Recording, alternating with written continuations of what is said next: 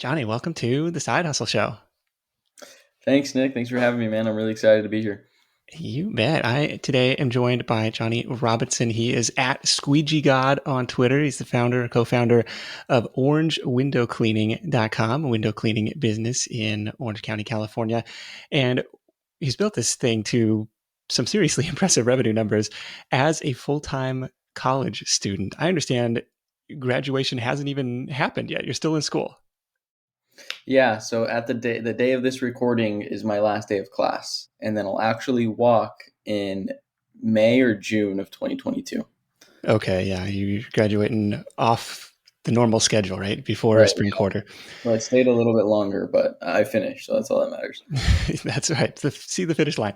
I will tell you, walking off the campus after your last final, it's like the most anticlimactic feeling in the world. Like, all right, I'm done, and no one else here knows what's happening. No one else here even cares. At least that was my experience. But good for you for finishing this thing out, despite what you have built during the last 4 years.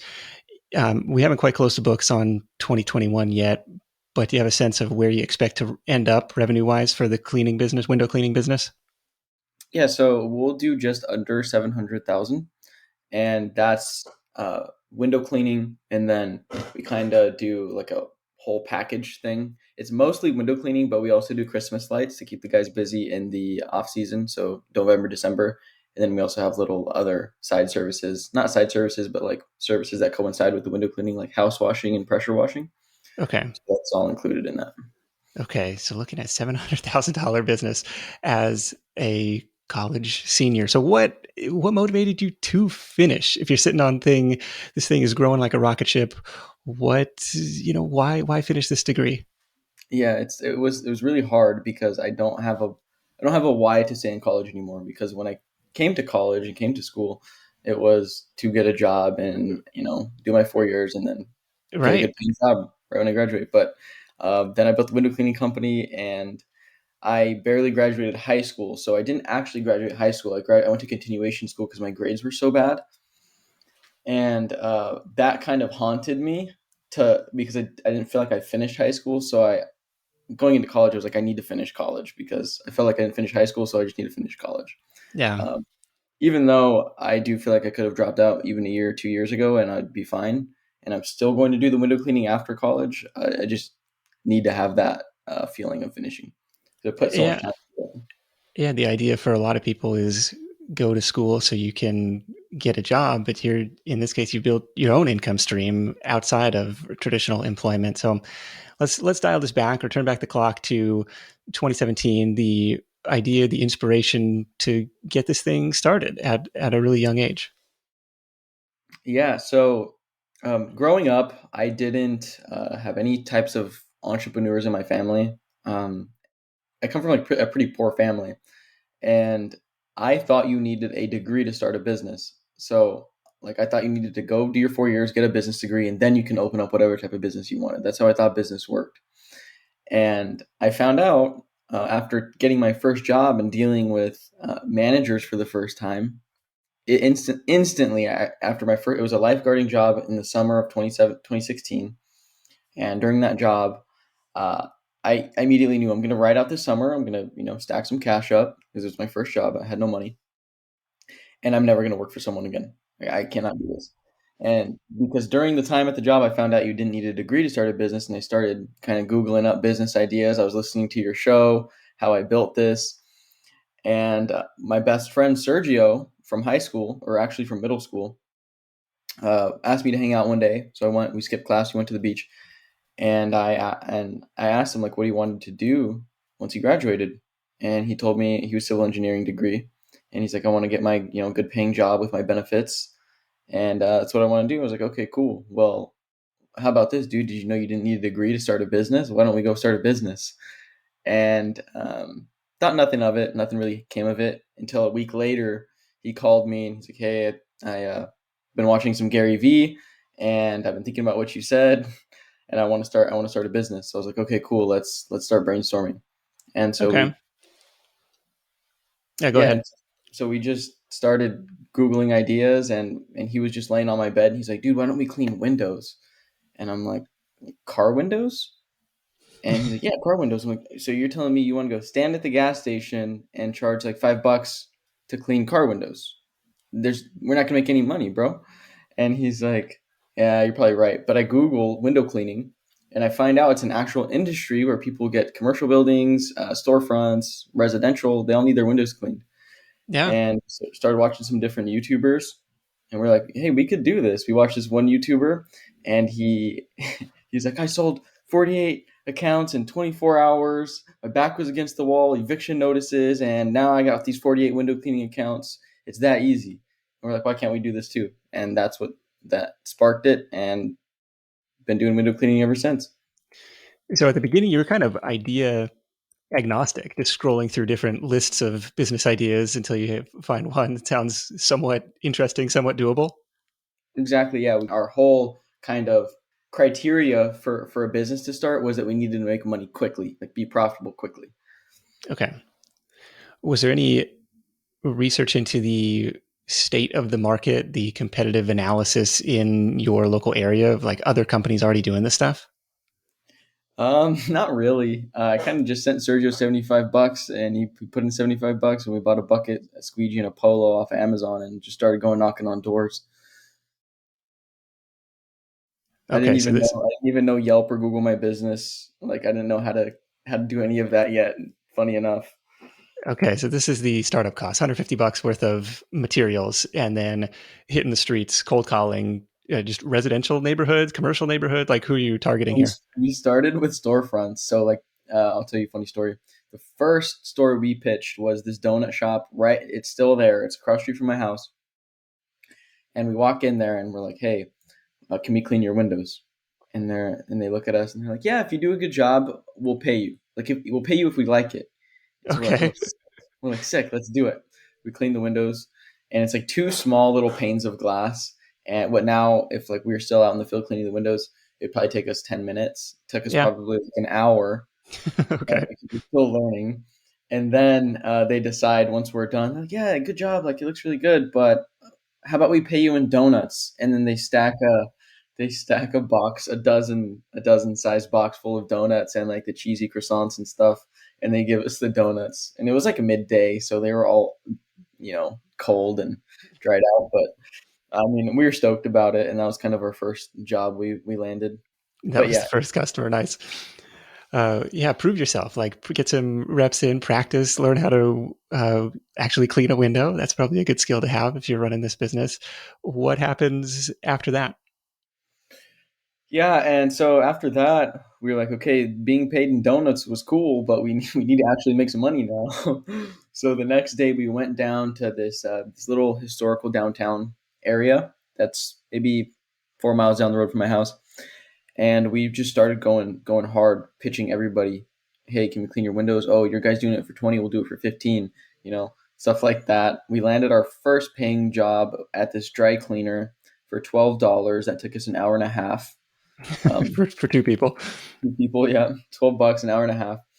Um, and then we went next door to that spot. We got the mechanic for $40. So we were stoked on that. That took us an hour. We're like $20 an hour. Let's go. And Okay. then we ended up getting the burger spot across the street for $50 a month. And then we were stoked about that. And we ended up just crushing it that week and just getting a lot of accounts. And we stuck with the storefront route for a while for that whole first year of 2017, and we probably did a total of like, I don't know, $5,000 if that, top line. Yeah. So you're going door to door on these commercial storefronts and saying, "Hey, can we clean your windows?" Like, very basic pitch, and the response is either no, they're not that dirty. No, we'll do it ourselves. No, we already have somebody who's doing it. And then you could say, well, what are they charging you? And so it's kind of a way to get really in front of the target customers in a meaningful way. Like, look, I got my squeegee. I'm ready to go right now. Is that kind of how you guys were playing it? Exactly, yeah. So we were carrying our bucket around with us and the squeegee. So we were like, if you say yes right now, we'll clean the windows right now. And we ran into lots of different objections, like you said. A big one was they already had someone, and lots of the times, like they would have their window cleaners for 10 plus years. So it was kind of Yeah, crazy. Um, but which is yeah, probably a good sign too. Like, that if you can land a customer, especially if you're not, not necessarily conquesting market share from somebody else, but if you can land a new customer who wasn't used to previously paying for this service, um, there were signs that they might stick around for a while. Right, exactly. They're really sticky. The customers were extremely sticky because it was really hard to screw up. And a big benefit that we had was we're young, right? We're still young, but back then we Yeah. were 19 years old, Uh-huh. and you could just tell like, oh, these kids just want to make some money. So we got a lot of support in that way of people just like appreciating the hustle. Yeah. Let's talk about the next stage of the business. So you're doing these kind of commercial accounts, one-off, door-to-door cold calling type of thing, and you're getting customers. You're making money, and what happens next in the following year? So the following year, we were like, okay, we got to get out of storefronts because there's not that much money in it, and the time it takes to go out and pitch customers for $20 and just get pretty much kicked in the mouth for a whole day of just no, no, no, no, no, no, and then finally to get one yes and for it to only be $20, it just wasn't worth it to us. So Yeah. like, how do we get into residential? And so I was actually out pitching one day, and I was just getting told no, no after no after no after no, and I was sitting in my car and I see a van pass by me, and it's a Hardy's Windows. It's a window contractor, big window contractor here in Orange County. And I was like, huh, I wonder if after they install windows, they need someone to clean them. Like, I'll just Oh, call. okay. I'll just call. And so I call them.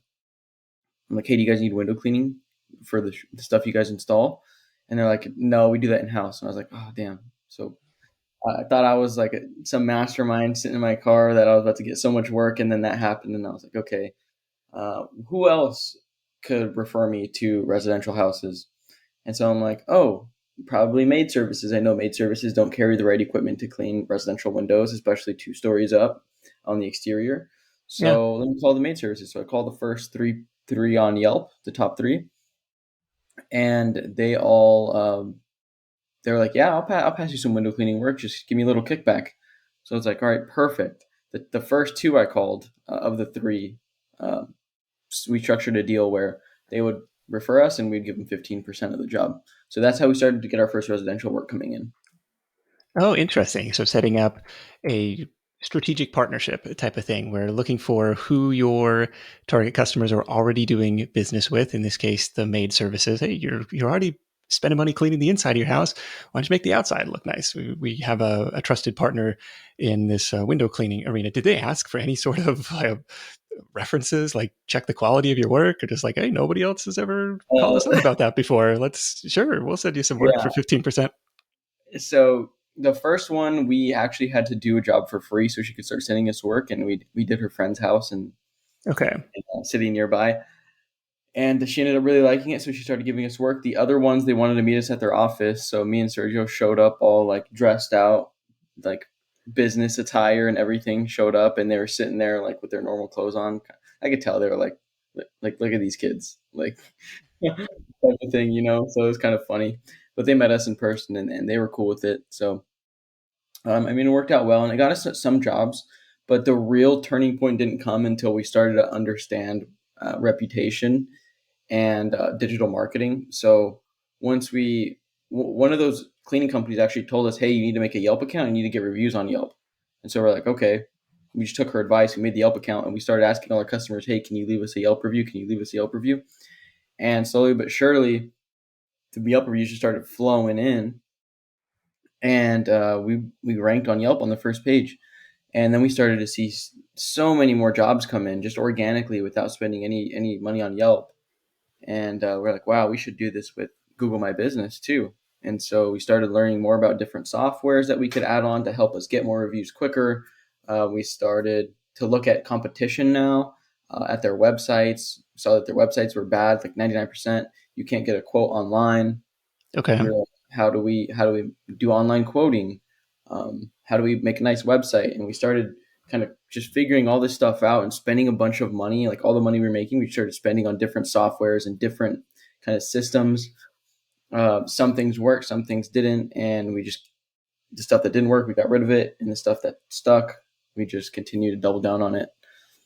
Yeah, by collecting reviews on these platforms and just building up a presence there, it's a way to turn one client into two clients into three, four, hopefully five, um, by virtue of this reputation marketing. If somebody you've already gotten in front of someone either through this, referral arrangement or through cold calling, and to say, okay, could you leave us a review? So if somebody happens to be searching for this, that's a hot lead, anyways. If you can get in front of them by having a presence and a positive presence, a well reviewed presence on these other platforms, now all of a sudden you're off to the races there. What did you find effective? Because it's like, yeah, it's easy to, okay, well, I asked everybody for a review, but then, okay, yeah, I'll get to it when I get to it. And it's hard to really hammer home the importance of like, no, I really need you to go leave this review. Now we have like scripts and everything where technicians will ask, our admin will ask over the phone, and then they get an automated link through the software that we use.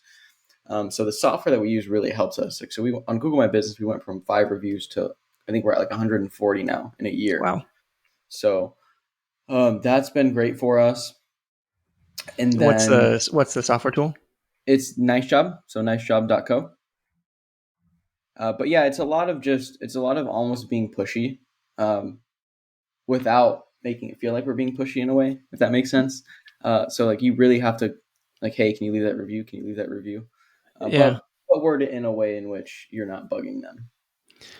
I've heard, and I don't know if this is true or not, that Google My Business reviews are in a way easier to collect than Yelp because, sometimes the Yelp algorithm, like if that person isn't a habitual Yelp reviewer, it tends to weight that less or sometimes won't even show up versus anybody with a Google account can leave a Google review. Is that true? Yeah, yeah. Like if you were to come onto my Google page and I said, hey, Nick, can you leave me a review on Google? And you did it, it would stick on there. And it could be one of the ones that are shown for the next years to come.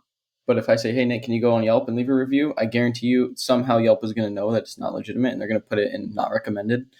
And yeah, like you said, the way to get the Yelp reviews to stick is either have a Yelp Elite user leave a review or add a picture to your review. Either of those two things are way more likely to make your review stick. But yes, to answer your question, Google My Business is, I would say, 10 times easier to collect reviews on than Yelp is. Okay.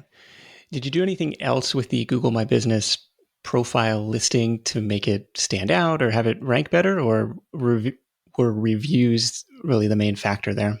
Reviews were the main factor, but it was just like, consistently updating it with new pictures. And then whenever you post a picture, tag the location. This goes for Yelp and Google. So add a caption and the location on any picture you post onto Yelp or Google My Business. It helps out a ton with You're ranking. allowed to, so as the business owner, you're allowed to post your own pictures. Like if you're doing a kind of before and after, or here's the job that we just did, that kind of thing. Right, exactly. So you'd be like, here I am cleaning windows in, Newport Beach. And it's you squeegeeing a window or something. Okay. Okay. So yeah, now you can, because now they're going to show somebody searching for window cleaning Newport Beach. Like all of a sudden you've fed it some data to work with. Right. Okay. Exactly. On the website front, and this is one of the reasons I'm bullish on these types of home services businesses, because like the entrenched competition isn't as savvy as you are with the digital marketing, the website, the online quoting that you mentioned. Like, talk to me about getting the website set up and just building a modern presence that's easy to do business with. Because I see this all the time. It's like, fax us for a quote, call us for a quote. It's like, could you just give me a ballpark? Like, I want to just know if it's, Yeah. if we're even in the realm of possibility. So I guess a two-part thing. Like, I want to know about, how you figured out the actual mechanics of the pricing thing, and then the website portion of this and how that has played into the growth. So starting out, not starting out now, we have like two pillars of like, okay, we need frictionless customer experience. So when they call, and then we need to have flat rate pricing. You have those two things in any home service business, you'll beat anybody because all customers want to do is pick up the phone and get a price. They don't want to, get put on hold, wait for the next receptionist. They don't want to leave a voicemail. If you call the top 10 people on Yelp or Google, 8 of them aren't going to answer their phones. I guarantee it. So you do all those things, you're already winning. And so if you can translate that onto the internet, onto your website, and so now there's a lot of leads out there who don't want to pick up the phone and call you. Um, surprisingly enough. So if you can set up your website to translate that flat rate pricing and then frictionless booking process straight through the website, you're going to capture that many more leads because a lot of people don't like to call. And so the way we figured that out was using Nice Job. We had we had them try to upsell us a website, and we were like, like our website's good. And then we looked at our website, and we are like, we kind of built it on WordPress in like a day, and it wasn't great, not optimized for SEO or anything. So we were like, you know what, let's give Nice Job a try. So Nice Job comes in, they build us a website, and it's still to this day the website we have. And through their website, they made it really easy to integrate other softwares. So we use a software for online booking, our CRM that we manage all our customer data and job schedules and who's going to what job, like which subcontractors are going to which job, Okay. etc. Which tool is And that? so that's House Call Pro, and then our online booking is Responsibid. And so we were like, oh, we can integrate all three of these things together, and we're going to have the best freaking website in the county. And we did just that. And to this day, still nobody is using that stack in the county. We're the only ones with online booking. Okay. How do you figure out the flat rate pricing? Because it's, well, how many windows do you have? If we show up to this job and you're like, it's a wall of glass, you're like, well, shoot, we really underbid this thing. Yeah, so we don't do any in-person bids anymore. That was a big thing for us, was we wanted to flat rate it because we didn't want to do in-person bids. So as our marketing engine started to get better and better, we were getting more leads and bigger houses. So we would be getting calls of like, we got to go all the way down to South Orange County for a bid, do a couple over there, and then come back, do some more bids. And it was just taking too much time. And Yeah. it was, you know, actually cleaning windows is working in the business. And when you transition from working as a technician to the sales guy, it feels a little bit better. But after a while, it gets old too. And you're like, wow, I'm still working in the business. So we were like, we got to flat rate this and get rid of in-person bids. So what we did was we just came up with, we have a per window pricing, and we just let the customer know, look, this is our flat rate. We don't tell them what we charge per window, but we ask them, how many windows do you have? So if Nick, you were to say, I have 20 windows, we charge $15.75 a window. So I would know, okay, $315. We can clean your windows inside and out, the tracks, the screens, the sills, and the frames on the exterior for $315. This is only removal of dirt and dust. We're not removing any construction, any debris, any paint adhesives. We're not detailing the tracks. We're going to wipe the tracks down. So we're really good at setting expectations. And then I'm also going to tell you, I'm not going to tell you, our admin will tell you, but she's going to say, and if the window count is different than what you told us when we get there, we will change the price. And that probably happens on a daily basis where we have to up the price. But because we said that, they can't really do anything about it because we made it very clear to them, like, look, if you're gonna not give us an accurate window count, then we're gonna, price you accordingly.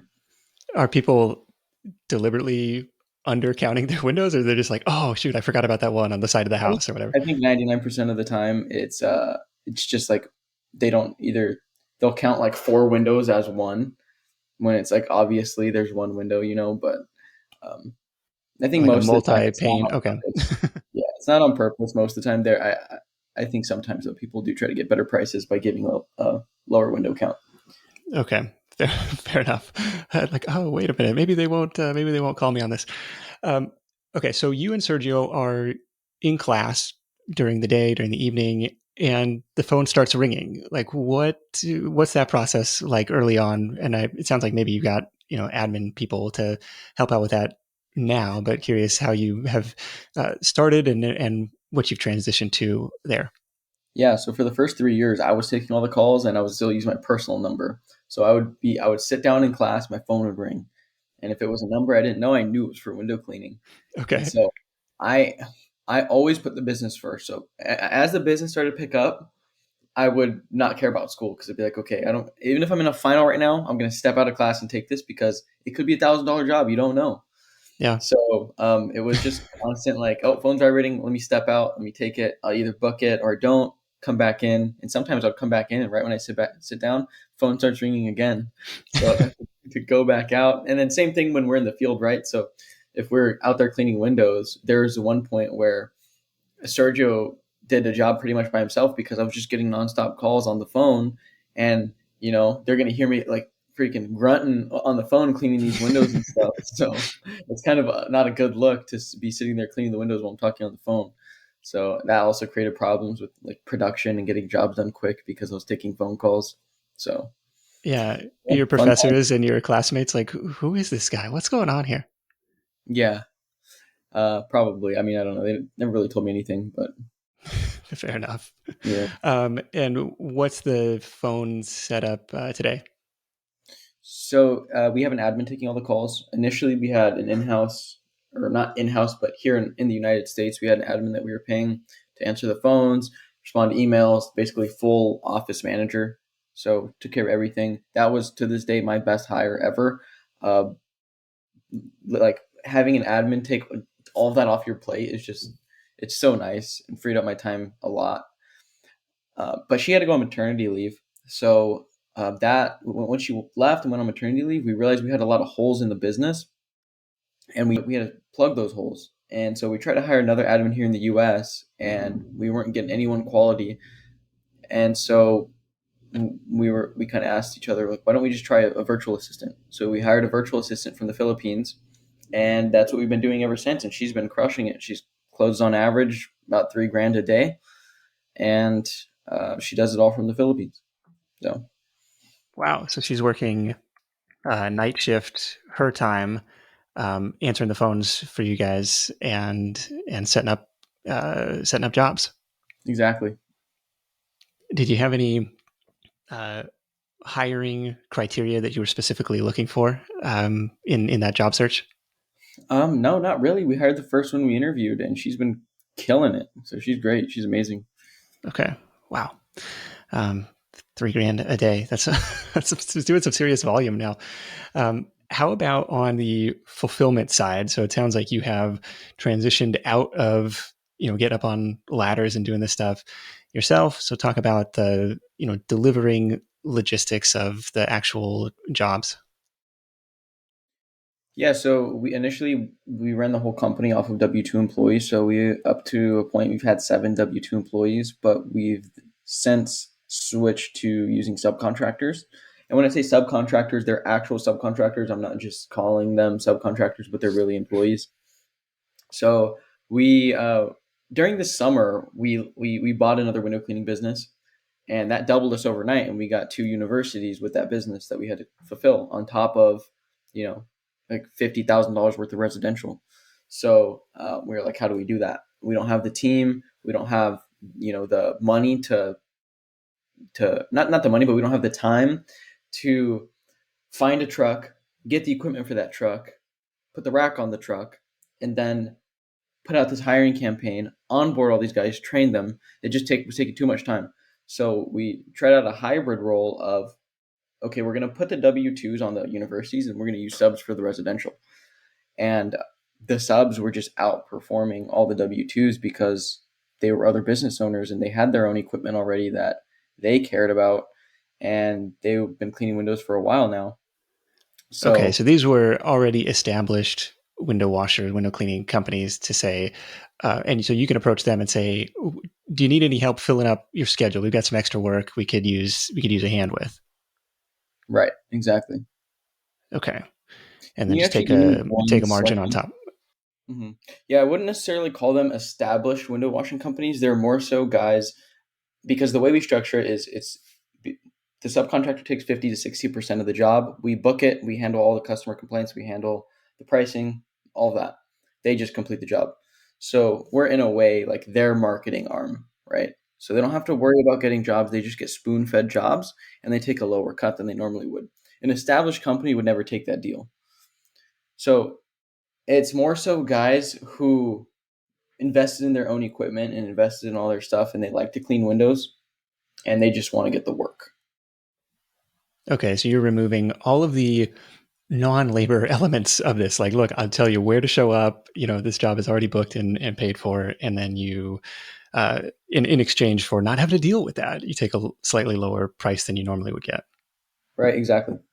Okay, because you found from doing all the cold calling, it's like, hey, yeah, the hourly rate when we get work is great, but is all these no's that we had to deal with the rest of the day that really put a damper on that. Yeah, exactly. What about the recurring nature of this? And either this is maybe the virtual admin that's helping out, saying, okay, well, here's the price per window, here's your one-time quote, but what's the effort like to say, well, we can come back every month, every 3 months? Like, what's a typical cadence for this type of thing? Yeah, so we push for quarterly, but most people do bi-yearly or semi-annually, so twice a year. Okay. And we track that all through our CRM, and we have systems to like nurture our customers and kind of maintain the relationship so we can keep getting rebookings.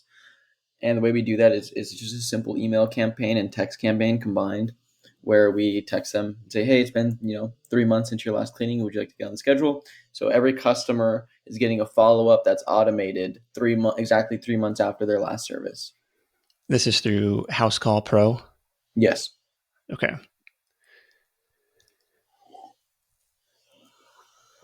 It's helpful to hear the margins on the subcontracting side of things, because I've got to imagine like labor is probably the biggest expense in this business. You put up big revenue numbers, but labor, given record low unemployment numbers, labor is kind of hard to come by right now. So, do you have a sense of how you're thinking about margin on a per job basis, or are you kind of zooming out from that a little bit more and saying, well, we're looking at it more on a weekly or monthly basis? The cool thing about using subcontractors is we pay them a percentage of the job, right? So we have our fixed cost, our softwares and our marketing, not marketing spend, but our softwares, and then we have our cost to market and acquire customers, and then we pay the subs 50 to 60%. So it's very predictable, right? And with using subs, it actually solves the labor problem because we can come in and say, oh, hey, this window cleaner is paying you 50%. We charge more and we'll pay you 55%.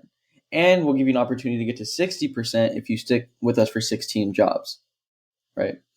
Okay. So it's really easy to take subs in. And the best thing about that too is we don't have to spend, our capital and mess up our cash flow with buying trucks and equipment and all this stuff to get another truck out on the road.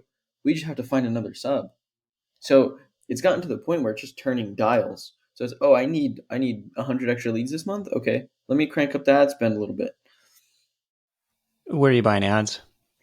So we do Yelp, 20 times return on ad spend on Yelp. So our whole business has basically been built on the back of Yelp.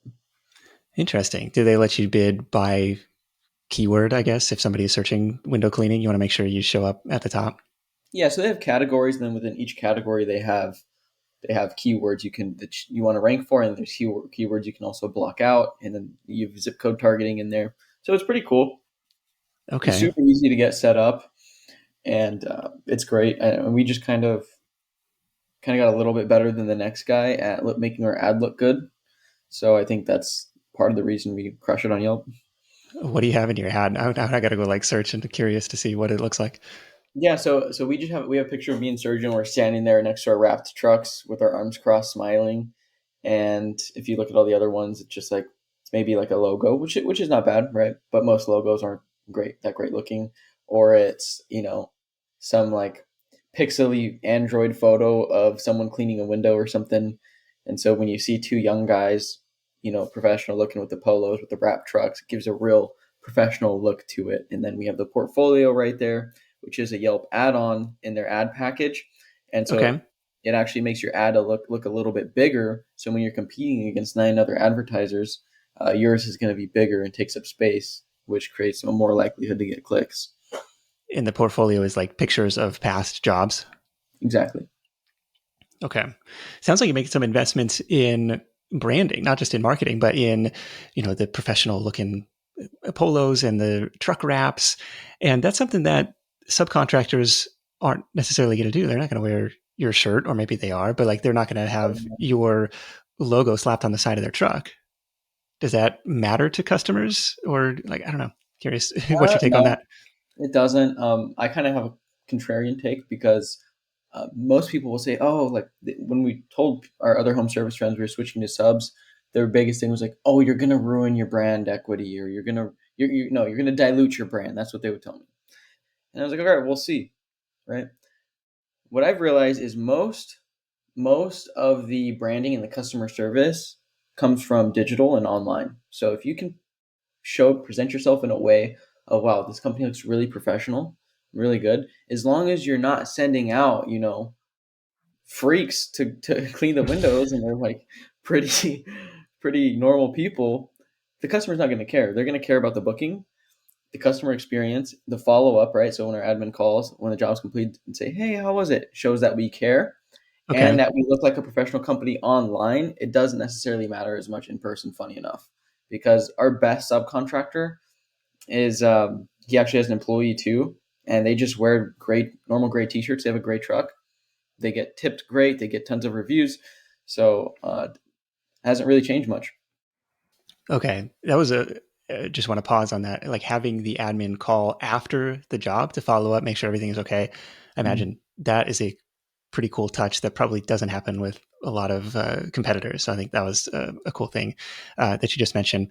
You said something earlier about we acquired this other company, which came with these big university contracts.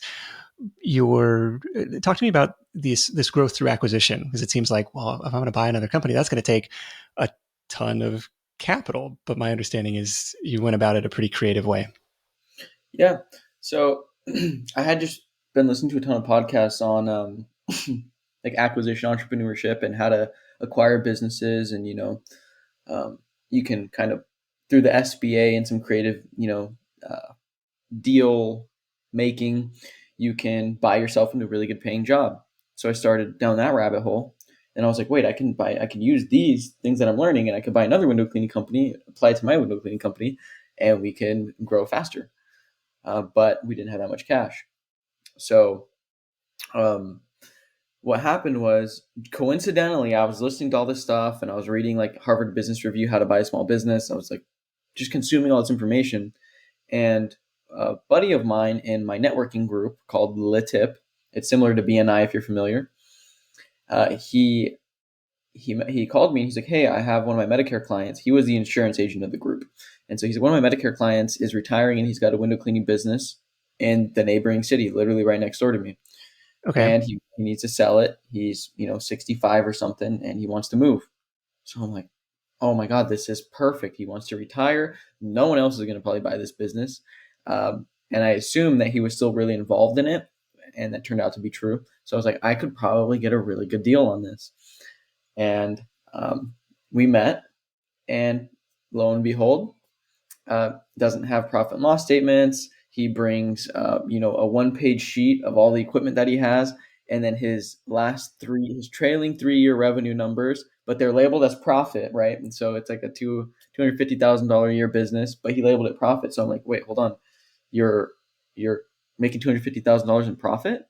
Yeah. Like, no, that's sales. And I was like, okay, that's what I thought. So good signs for me. I was like, okay, I could definitely get a good deal, but I don't want to try to take this guy's business for nothing. So I had to kind of like educate him a lot on how the process worked and how like his business really wasn't worth, because he was asking, coming into the first meeting, he was asking for 300K because that's what he saw on the internet. And so I had to educate him over the next 3 months on basically like, look, dude, you're still super involved in the business. You're not charging market rate. So if I were to buy this business, and with the way I'm paying my guys now, I have to raise prices immediately. I can't incrementally raise the prices over the next 6 months to a year to retain more customers. I have to raise prices immediately because my guys are Okay. getting paid on commission, right? They're not going to be doing, what I normally charge $300 for $200 just because I bought this company. That's Yeah. not fair to them. So I had So to. his primary asset as the seller, his primary asset was his customer list, or his list of kind of recurring contracts and jobs that he had. Right, exactly. And he'd been in business for like 30 or 40 years. So I was Okay. getting customers that had been with him for a long time. Yeah. And what we really wanted with those universities. So what we ended up doing was, after those 3 months of going back and forth, I told him the deal we came to was, I'll give you $1,000 in goodwill, and I'll give you 25% of the university jobs that we finish. So we'll break even. We won't even make any money on the university jobs, but I'll give you that 25%, because they weren't even guaranteed, because they weren't contracts, they were relationships. So Okay. That was contingent. That 25% was contingent on they actually follow through, which they did. And so we cut him checks for that. And then on the residential, for every customer that converted that to Orange Window Cleaning, that we would give him 15% of every job completed. And the reason we did that was because we couldn't justify giving him a bunch of upfront cash for relationships. Now, if they were contracts and they were guaranteed and we can just take over, then okay, it'd be a different story. But since they're just relationships, we had to do it that way, and it's been working out great. I mean, he's happy, we're happy, and Yeah, so it's kind of, you structured it as a performance basis kind of thing rather than this lump sum of cash up front. But that's a big leap to have somebody thinking they're going to get 300 grand for this asset that they spent decades building to be like, no, we're going to give you $1,000, basically just a nominal thing to lock it in, and we're going to do a percentage of future work. Was there a an end, a deadline for like how long you're going to continue paying him out? yeah, so it's over 3 years, and that percentage drops every year. So I think we closed the deal in like June or July, maybe I want to say somewhere early summer. And a year from that, those percentages from 25% on the commercial will drop to like 15, residential will drop to 10, and then in year three they'll drop again, and then at year four there's no more kickbacks. Okay, so, but you had to go to these customers and say, "Hey, I'm the new guy in town. I bought this business. That's the good news. The bad news is I got to raise your rate." Basically, yeah, and we had a lot of churn. I mean, we expected it, but surprisingly, a lot of customers stayed. I think like 50%. Okay, and so this is a way to mitigate your risk and say, well, we can just pay it out of our margin and then slowly stair step that down over time. And so he's getting his cash flow out of it, and you're getting customers out of it, and eventually he sails off into the sunset, and you have a new roster of clients. Right, exactly. Yep, it's worked out well. What kind of liability protection? People always ask, Nick, you never ask about the insurance side of things. I'm like, well, I'll figure that out down the road. Like, what kind of liability and protection and stuff have you had to have in place for this thing, especially if people are getting up on ladders, you're coming into people's homes, all that stuff? Yeah, so for the first year or two, we didn't even have anything because it was just me and Sergio. And residential doesn't really ask for insurance, so we're like, we can get away with it for a bit. But then we got our first commercial job, and they asked if we had insurance, and I think it was a couple grand or something. And I'm sitting there going, well, I'm not going to tell them no because then I'll lose the job. I'm like, yeah, we have insurance, and they're like, okay, cool, just send it over. I'm like, okay, hang up, pick up the phone again. Hey, I need a quote for some general liability insurance. So Yeah. that was how we first got insurance, and then now we've got general liability insured up to $1 million, and then I think it's 2 million per occurrence, and then we have commercial auto on all the trucks, and then we have equipment floaters on all the equipment in those trucks, and then yeah, that's it. And then when we had W-2s, a lot of workers comp. So I will say the downside to the window cleaning business is workers comp, because when these insurance agents hear you have a window cleaning business, you start to see stars in their eyes because you're getting up on roofs and ladders, and it's a Yeah. little sketchy. So they're going to make a lot of money off you. And I was paying like $22 for every $100 of payroll. So Wow. yeah, that sucked. Yeah, that is a huge percentage in terms of cost of goods sold. Yeah. Um, so it sounds like you're transitioning away from W-2s. I mean, what was the reaction from those workers, and how's that transition been? I guess it allows you to run a little bit leaner in a way, but can you speak to that? Yeah. So when we transitioned into subs, there was a lot of employees that were going back to school for the summer. So it worked out perfectly because uh, we transitioned all of our best employees into subs. So we said, look, go get your own insurance, go get your own incorporation as a sole prop. Get your you can lease the truck from us if you don't want to buy your own. That comes with the equipment, so you pay us and you take over the payments. And so we Okay. did that for two of our guys, and then yeah. Does that answer your question? Yeah, that's helpful. So giving them an opportunity to stay on and kind of work within the new structure. Right, and the new guys too, they love it because they're getting paid like four times the amount they were as a W-2. And yeah, it just works out great. Oh, okay. Interesting. Can you speak to the seasonality of this? So it's like, yeah, we book people on this every 6 months cleaning thing or cleaning calendar, but then, well, we had to supplement with Christmas light installations and takedowns and stuff. Like, is it primarily a spring summer thing, or people doing it? Well, you're in Southern California, like it's nice all year round. Yeah, yeah. So honestly, I don't even know if we're gonna do Christmas lights next year because we were so limited in how many we could do this year because window cleaning was still crazy busy. And window cleaning is a lot better because you don't have to deal with material costs. Window cleaning is pretty much all labor. So, um, the initial thought was that on Christmas lights, keep the guys busy. I don't think we need to do that anymore because our marketing is just that good. But come January, February, I don't care if you have the best marketing in the world here in Southern California, you're going to be like 25% of what your normal capacity is because the demand is so low during those months. Because you call anybody who gets their windows cleaned and they're going to say, I'm going to wait till April, I'm going to wait till March, I'm going to wait till May. Um, so there's ways to mitigate around that, but we always see about 75% drop off in revenue for those first 2 months. But you can do some things like if you go hard on storefronts and really build up a good storefront route, you'll be good and safe through the off season. We don't do that. We just try to book as many of our old customers as we can. But yeah, that's kind of the window cleaning business. You can't really do much about that. Okay. Uh, I know it's worse in Titan. other states too. Like in minute, I have friends who have businesses in Minnesota, window cleaning businesses, and they just completely shut down in the winter. Right. Just, well, maybe we'll strap a snowplow to the front of the truck and clear people's driveways or something. Yeah. Yeah, it's like nobody's thinking about this. But that's interesting. Yeah, but in Sunbelt states, it can be a more year-round thing, but still expect some of these ebbs and flows in terms of demand and revenue. Mhm. What surprised you the most over the last 4 years of building this thing up? I would say surprised me the most that just like the economy and how you can if as long as you don't give up and you stick with something, you can make money doing anything. Like it's so crazy. Now that I'm a little more deep into entrepreneurship and I'm involved in like the entrepreneurs organization, I'm on Twitter talking to a bunch of other people who own businesses. You like people are making money in the wackiest ways, and to me that's so cool and so awesome. Um, and if you want like freedom to do what you want, just start something. It doesn't matter what it is. You can always pull yourself out of it.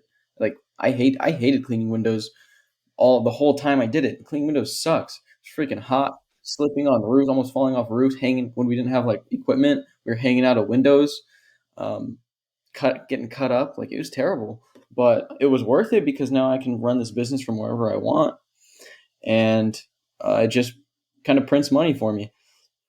What's a day in the life today, if there is such a thing, like a typical, where are you spending your time on this thing?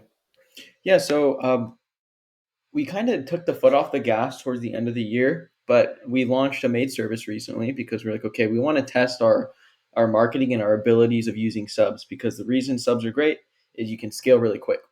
And with service-based businesses, the problem with scaling them is labor. Yeah. Subcontractors solve that problem. So we're like, okay, this worked in orange window cleaning. Let's test this theory. We spun up a maid service. We went live on ads last Tuesday. So it's been about 5, 6 business days. And we're already at $4,500 in bookings and with no reputation. So I think our theory is right. And I haven't touched a single thing in the business other than the marketing because Sergio handles the operations and the training and stuff. And then we have a general manager kind of running that along with orange window cleaning. So that's what I've been working on really and really excited for is this made business because we're launching 3 locations at once.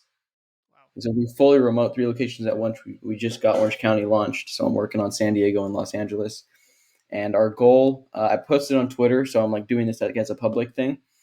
Our goal is to do 50K a month by February. So in 90 days, we should be at 50K a month recurring. Wow. We'll be following along over there. And it's interesting that you could say, well, we started, pumping ads to this maid service without any reviews. Is that correct? Like, so the Yelp ad would show no social proof at all yet. Exactly. Yeah. We left a couple reviews up there from I had Sergio leave one and then our other friend left one. But like I said, Yelp's really good at knowing legit reviews. They sent them both not recommended. So we're sitting there showing 0 reviews, and we're still booking about like $500 a day. No Okay. reviews. So once we get that reputation built up and we start, that's off only Yelp too. So we're implementing a huge cold email campaign and Facebook ads later on next week. So that's just off of Yelp. So I'm really excited to see where it goes. The demand Cold. for house cleaning right now is just crazy. Um, how are you doing cold email, like to individual homeowners? I imagine that's going to be like commercial accounts, or how does Yeah, that so work? that's going to be for turnover. So we're shooting for turnovers there. We want to do like apartments, construction cleanup jobs. So builders who are going to be building house and need that crew to come in and clean everything up, stuff like that. Okay, gotcha. And then on the labor side, you're finding existing house cleaners and say, and kind of giving them the same pitch of like, we want to be your marketing arm. We'll help you fill up your schedule. And then could you, we got this job booked. Could you be there? Could you be there Friday by 2 o'clock? Like that kind of thing. Yeah. We have a little bit more systematized, but yeah. So like if we onboard a sub, just tell them like, look, you can make anywhere between 20 to $30 an hour. Uh, you're more than welcome to go do it yourself. Have fun getting the jobs. We're already good at it. Uh, and you probably don't know how to price like we price in a nice way, right? I'm not gonna ever say that to someone, but so that's the kind of the value add to them. No, that's helpful. Yeah, that just trying to give him that sense of um, you're trying to like find qualified people to do the work. That's always the Right. bottleneck is the labor. Yeah, and then we have them tell us their schedule a week before. So we say like, okay, what days you want to take jobs at what times? And they say Monday, Wednesday, Friday, or just give me everything you have, and so then we can book them out the week before. Okay. Yeah, totally. Like, um, oh, I can't be there, and a lot of confusion over, who on the roster is going to get this gig. Right. Johnny, this has been awesome. Really appreciate you jumping on. This is orangewindowcleaning.com. Follow him on Twitter at SqueegeeGod. You find some really interesting threads over there. He also is the co-host of the Home Detailer podcast, which you can find in Spotify. We'll link that up for you in the show notes as well. Let's wrap this thing up with your number one tip for Side Hustle Nation. Just start something and stick with it. It doesn't matter what it is. If you don't like having a job, my whole thing and my whole thing behind business and why I do business is because I don't want to work for someone. And you can do that. It's very easy to do. Not necessarily easy, but as long as you stick with it, it gets easier the longer you stick with it. And it doesn't matter what you do. So that's what I would leave Side Hustle Nation with. Fair enough. Now, the pushback is like for any service-based business is like, well, yeah, you're not working for anybody else, but you're still working for clients. And, like any service business, you can't keep everybody happy all the time. Like what happens when you get angry people calling you Yep. up like, hey, you Yep. missed a spot on my window and it's on the third story. You better come back and fix it. Yeah, I'd yeah, that's true. You're always technically working for someone. People always tell me that, but I agree, but I also disagree because I would much rather work for my clients than a manager who doesn't care about me, and be making money for someone else, right? So yes, you're working for your clients, but that's because you provide a service and they're paying you for that service, versus you getting chewed out by your manager or you having to show up on a set schedule that maybe you don't want to go to work that day. You should have the ability to not to do what you want, right? Yeah. So that's my whole philosophy behind it, at least. And Have you you had can any scale, issues? scale the Sorry. service businesses out. So I don't deal with customers at all anymore. So you can do that through systems and hiring and scaling your business. So that would be Have my you had pushback there. any teaching moments with subcontractors not delivering work to the quality standards you or your customers expect and had some fallout or backlash from that? Not fallout, but we have had customers. It's normal. I mean, you can't please, like you said, you can't please everyone. So we have people that will get upset and say like, "Oh, this guy missed this or that." Great thing about subs is like, look, dude, you got to make sure this customer's happy. So I just call the subs, or someone calls the subs and says, "Hey, can you go back and fix this?" And it's like, "Well, yeah, I'll go back and fix it." And then Okay. the customer ends up being happy anyways because we fixed the problem. All righty. Well, I am very excited to see everything that you have built so far, everything that you will continue to build. Again, you can follow along with Johnny's journey on Twitter at SqueegeeGod. Follow him over there, and we'll catch up with you soon. Thanks so much for joining me. Thanks for having me. Appreciate it.